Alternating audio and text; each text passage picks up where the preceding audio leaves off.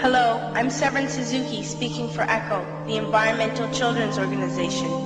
We're a group of 12 and 13-year-olds trying to make a difference.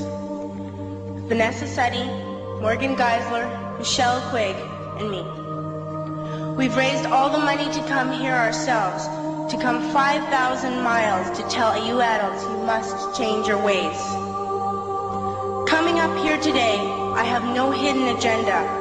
I am fighting for my future. Losing my future is not like losing an election or a few points on the stock market. I am here to speak for all generations to come. I am here to speak on behalf of the starving children around the world whose cries go unheard. I am here to speak for the countless animals dying across this planet because they have nowhere left to go. I am afraid to go out in the sun now because of the holes in our ozone. I am afraid to breathe the air because I don't know what chemicals are in it. I used to go fishing in Vancouver, my home, with my dad, until just a few years ago we found the fish full of cancers. And now we hear of animals and plants going extinct, every day vanishing forever. In my life, I have dreamt of seeing the great herds of wild animals, jungles and rainforests full of birds and butterflies.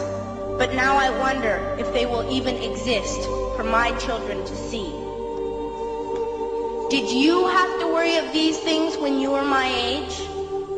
All this is happening before our eyes, and yet we act as if we have all the time we want and all the solutions. I'm only a child and I don't have all the solutions. But I want you to realize, neither do you. You don't know how to fix the holes in our ozone layer. You don't know how to bring the salmon back up a dead stream. You don't know how to bring back an animal now extinct. And you can't bring back the forest that once grew where there is now a desert. If you don't know how to fix it, please stop breaking it.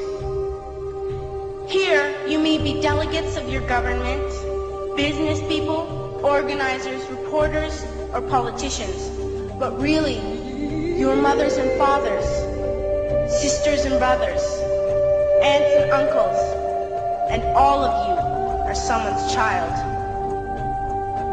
I'm only a child, yet I know we are all part of a family, 5 billion strong, in fact, 30 million species strong. And borders and governments will never change that. I'm only a child, yet I know we are all in this together and should act as one single world towards one single goal. In my anger, I am not blind, and in my fear, I am not afraid of telling the world how I feel.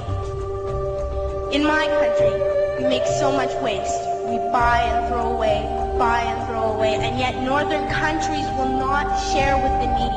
Even when we have more than enough, we are afraid to share.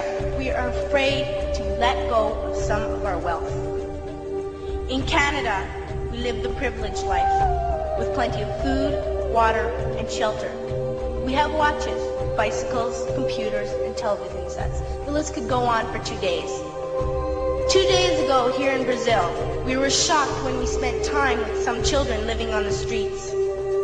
This is what one child told us. I wish I was rich. And if I were, I would give all the street children food, clothes, medicines, shelter, and love and affection. If a child on the streets who has nothing is willing to share, why are we who have everything still so greedy? I can't stop thinking that these are children my own age, that it makes a tremendous difference where you are born. That I could be one of those children living in the favelas in Rio. I could be a child starving in Somalia, or a victim of war in the Middle East, or a beggar in India. I am only a child, yet I know if all the money spent on war was spent on finding environmental answers, ending poverty, and finding treaties, what a wonderful place this earth would be. At school, even in kindergarten, you teach us how to behave in the world. You teach us not to fight with others, to work things out, to respect others, to clean up our mess, not to hurt other creatures, to share, not be greedy. Then why do you go out and do the things you tell us not to do? Do not forget why you are attending these conferences, who you're doing this for. We are your own children. You are deciding what kind of world we are growing up in. Parents should be able to comfort their children by saying, everything's going to be all right. It's not the end of the world, and we're doing the best we can. But I don't think you can say that to us anymore.